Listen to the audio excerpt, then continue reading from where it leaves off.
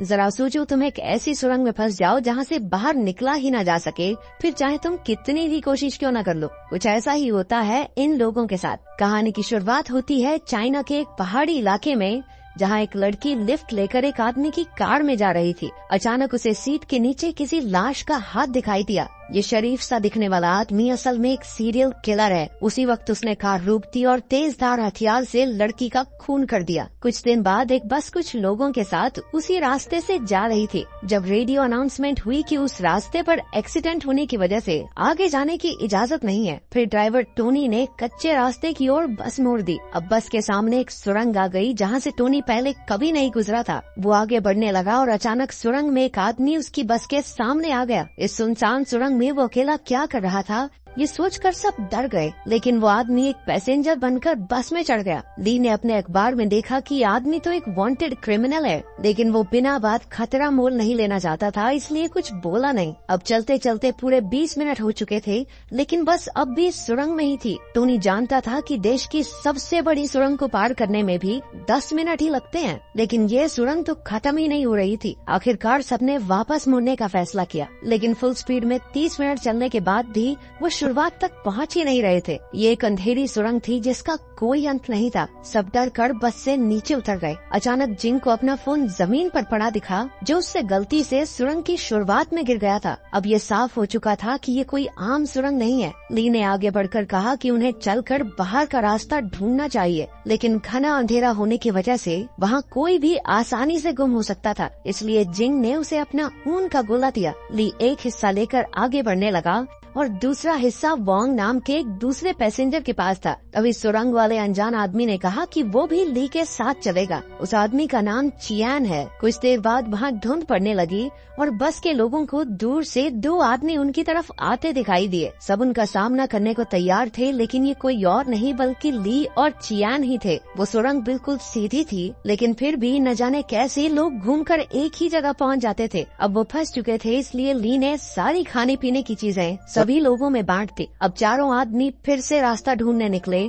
जबकि औरतें और बच्चे बस में ही रुक गए। थोड़ी देर बाद जिंग ने देखा कि सिर्फ 30 मिनट में ही उनकी बस पर धूल जम चुकी थी। घबराकर उसने सबको उठाया और बस से बाहर ले आई। उधर चारों आदमी भी एक बार फिर से वहीं पहुंच गए। टोनी ने देखा कि उनका खाना भी एकदम सड़ चुका था। इसका मतलब ये था कि इस भूल भुलैया में समय भी असली दुनिया के मुकाबले ज्यादा तेजी से बढ़ रहा था। उन्होंने बस में देखा तो उन्हें पूरी सुरंग का एक नक्शा दिखाई दिया, जो न जाने कौन वहाँ पर रखकर चला गया था। ली ने नक्शा समझने की कोशिश की, लेकिन उसी वक्त लाइट चली गई और अचानक ली भी गायब हो गया। वहाँ खून के निशान थे, जिसका पीछा करते करते सब एक खोखली दीवार तक पहुँच गए। उसे तोड़कर वो एक अजीब से कमरे में पहुँचे, जहाँ बहुत से गुम हो चुके लोगों की तस्वीरें थी। वहाँ पूरी जगह का इंजीनियरिंग डायग्राम पड़ा था। उसके मुताबिक यहाँ कुल मिलाकर 6 सुरंगें थी जो आपस में जुड़ी हुई थी। चियान ने हिसाब लगाया कि बाहर निकलने के लिए उन्हें 6 की 6 सुरंगों को पार करना होगा। उसके मुताबिक इसी कमरे में दूसरी सुरंग का रास्ता मिलेगा। कमरे में उन्हें एक अजीब सा कैलेंडर भी मिला, जिस पर सिर्फ 15 जुलाई की ही डेट थी। चियान ने उसे फाड़ दिया और उसके पीछे एक खुफिया दरवाजा मिला। उनके जाने के बाद कमरे के टीवी में एक औरत दिखाई दी, जो एक छोटी सी गुफा में कैद थी। इसके बाद वो सब दूसरी सुरंग में पहुँचे, जहाँ उन्हें उसी जगह पर अपनी बस मिली। लेकिन बस को देखकर ऐसा लग रहा था मानो वो महीनों से वहाँ खड़ी हो। बस में उन्हें अचानक से नूडल्स मिल गए, लेकिन टोनी ने बंदूक की नोक पर खाने पर कब्जा कर लिया। क्योंकि यहाँ पर समय बहुत तेजी से बढ़ रहा था, इसलिए सबको बहुत जल्दी भूख लग गई, जिसकी वजह से वो जानवरों की तरह बर्ताव करने लगे। सैरा नाम की एक पैसेंजर, जो पेशे से एक मॉडल थी, खाने के लिए टोनी के साथ जिस्मानी संबंध बनाने को तैयार हो जाती है। वैंग ने चुपके से एक नूडल्स का पैकेट चुरा लिया, लेकिन टोनी ने उसी वक्त उस पर हमला कर दिया। अंधेरे में अचानक से कोई पीछे से टोनी का खून कर देता है और बाकी सब बस देखते ही रह गए। वॉन्ग की नजर बस के नीचे गटर के ढक्कन पर पड़ी। उसके अंदर जाने पर वो सभी एक और अजीबोगरीब कमरे में पहुंच गए। इस बार टीवी पर वो लड़की धीरे धीरे गुफा में डूब रही थी। ग्रुप को एक बार फिर वही कैलेंडर दिखा, जिसके पीछे एक और खुफिया दरवाजा था। उसे पार करके वो तीसरी सुरंग तक पहुंच गए थे। ये सुरंग पहले से बहुत अंधेरी और सुनसान थी। यहाँ भी बस मौजूद थी, लेकिन उसमें सांप भर चुके थे, मानो बस वहाँ सालों से खड़ी हो। अचानक वैन ने बंदूक निकाल ली और कहने लगा कि जब जब कोई मरा है, उन्हें खुफिया रास्ता मिला है। इसलिए यहाँ से सही सलामत बाहर निकलने के लिए अगर उसे उन सबकी जान भी लेनी पड़े तो वो ले लेगा। उसने जिंग के हाथ से चियान के कंधे पर गोली चलवा दी। उसने उनके साथ आए दोनों बच्चों को कमरे में ले जाकर पीटना शुरू कर दिया और फैंग को गोलियों से भून दिया। उसने सैरा को भी गला दबाकर मारने की कोशिश की, लेकिन उससे पहले ही किसी ने पीछे से आकर उसका काम तमाम कर दिया। उसकी मौत के बाद अब उन लोगों को एक और खुफिया रास्ता मिला जो चौथी सुरंग में खुलता था। अभी जिंग नाम की वो औरत जो प्रेग्नेंट थी, उसकी डिलीवरी का समय आ गया और सैरा और चियान मिलकर बस की तलाशी लेने लगे। ये सुरंग लोगों का मानसिक संतुलन बिगाड़ देती है, इसलिए सैरा को अजीबोगरीब लोग दिखाई देने लगे। डर कर वो बस से बाहर भागी, लेकिन उसके चारों ओर लाशें ही लाशें थी। वहीं उसे एक शीशा दिखा और उसमें देखते ही किसी ने उसे पीछे से मार डाला। चियान, जिंग और पार्क आगे बढ़ने लगे, लेकिन रास्ते में ही जिंग का बेटा मर गया। अचानक जिंग ने अपना मानसिक संतुलन खो दिया और एक चाकू से चियान को भी मार डाला। चियान की आँख खुली तो वो एक सीक्रेट हॉस्पिटल में था। असली कहानी एक आर्मी ऑफिसर ने समझाई। असल में कहानी की शुरुआत में जेम्स नाम का जो सीरियल किलर हमने देखा था, उसे पुलिस ने पकड़ लिया था, लेकिन एक्सीडेंट होने की वजह से वो कोमा में था।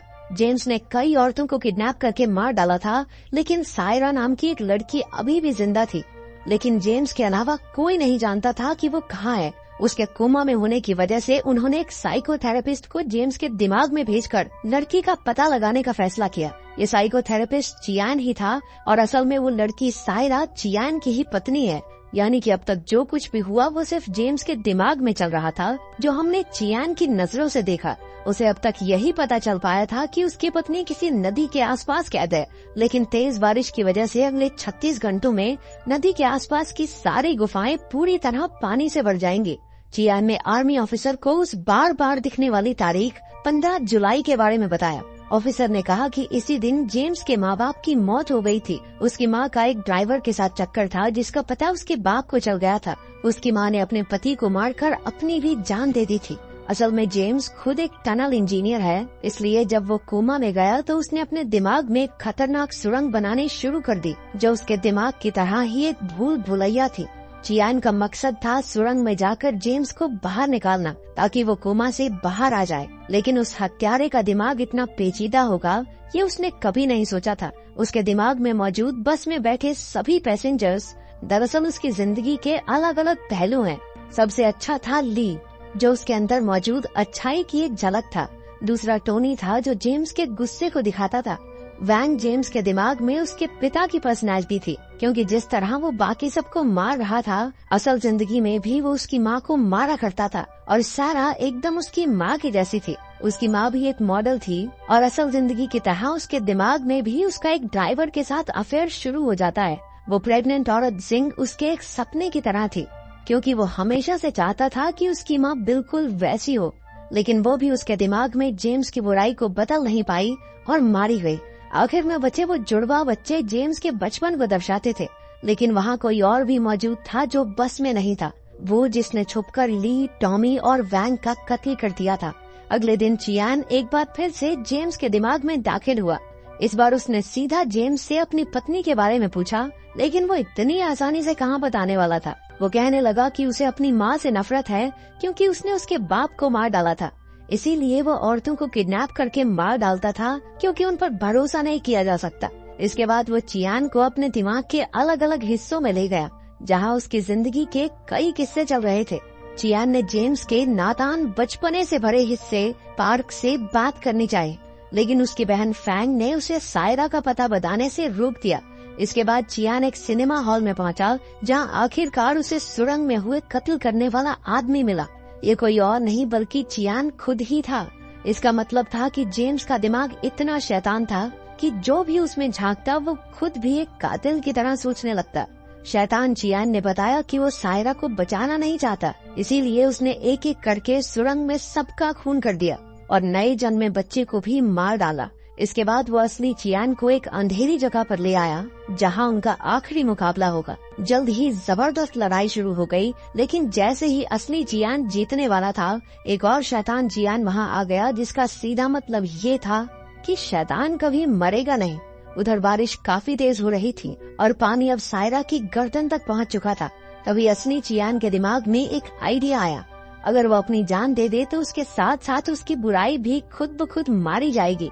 उसका प्लान काम कर गया और जेम्स के दिमाग से बुराई का नामो निशान मिट गया। इसके साथ ही हॉस्पिटल में जेम्स कोमा से बाहर आ गया और उसने तुरंत पुलिस को सायरा का पता बता दिया। आखिरकार सायरा को तो एन मौके पर बचा लिया गया, लेकिन चियान कभी नहीं उठा। वो अब उसी सुरंग में हमेशा के लिए कैद हो चुका है।